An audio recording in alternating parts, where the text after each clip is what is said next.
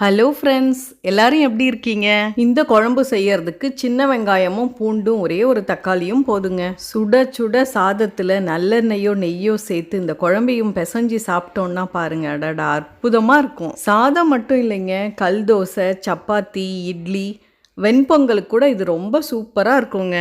ரொம்ப ரொம்ப ஈஸியாக சீக்கிரமாக செஞ்சிடலாம். வாங்க எப்படி செய்யறதுன்னு வீடியோவை போய் பார்த்துடலாம். கல் சட்டியில் இந்த குழம்பு செய்யும்போது ரொம்ப டேஸ்ட்டாக இருக்குன்றதால சட்டியை அடுப்பில் வச்சு சூடானதுக்கப்புறம் ஒரு கரண்டி நல்லெண்ணெய் சேர்க்குறேன். நல்லெண்ணெய் சூடானதும் நல்லா பொங்கி வரும். அரை ஸ்பூன் அளவு கடுகு சேர்க்குறேன். கடுகு பொரியும் போது அரை ஸ்பூன் அளவு வெந்தயம் சேர்க்குறேன். இந்த பூண்டு குழம்புக்கு ஒரு தனித்துவமான வாசனை கொடுக்கறதே இந்த வெந்தயம் தாங்க. வெந்தயம் செவந்து வரும்போது அரை ஸ்பூன் உளுத்தம்பருப்பு சேர்க்குறேன்.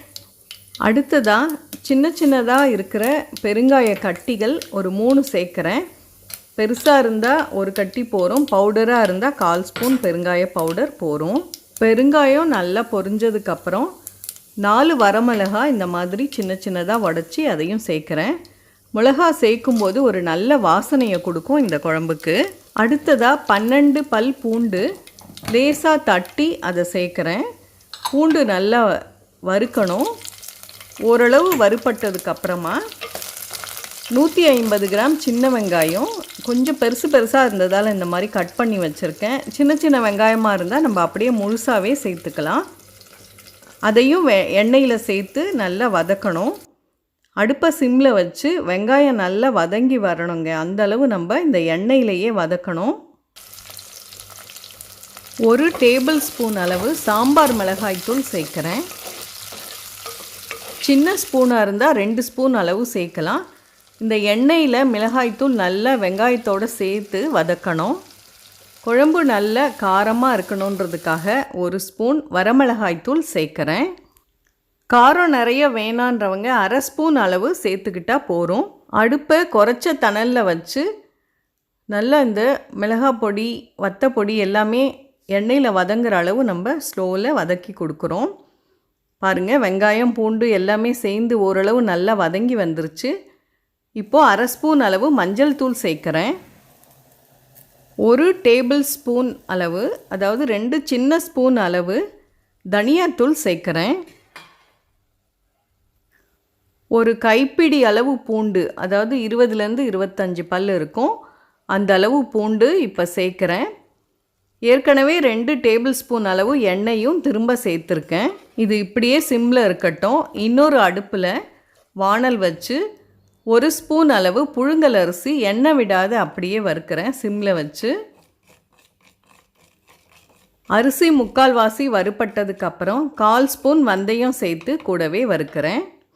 வெந்தயம் சிவக்கிற வரைக்கும் நல்லா வறுக்கணும்.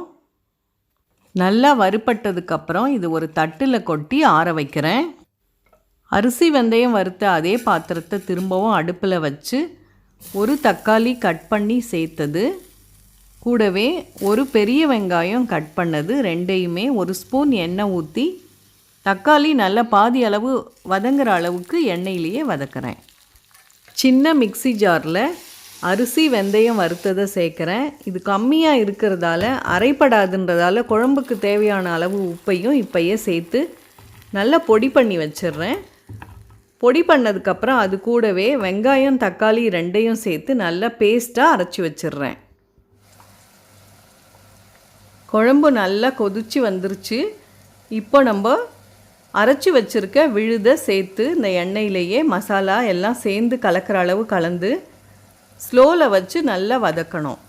கடைசியாக சேர்த்த பூண்டு கூட நல்லா வெந்துருச்சு பாருங்கள். இப்போது நல்ல பெரிய எலுமிச்சம்பழ அளவு புளியை ஊற வச்சு கரைச்சி வச்சுருக்கேன். அதை இப்போ சேர்க்க போகிறேன்.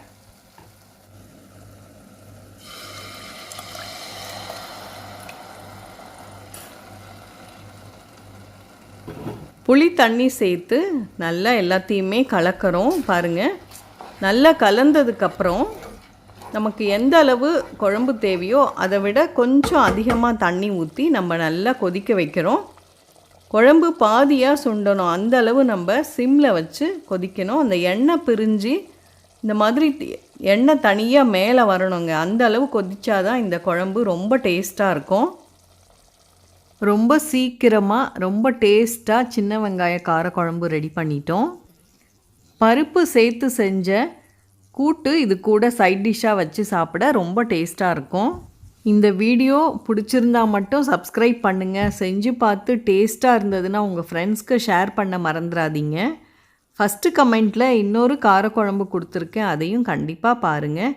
தேங்க்யூ.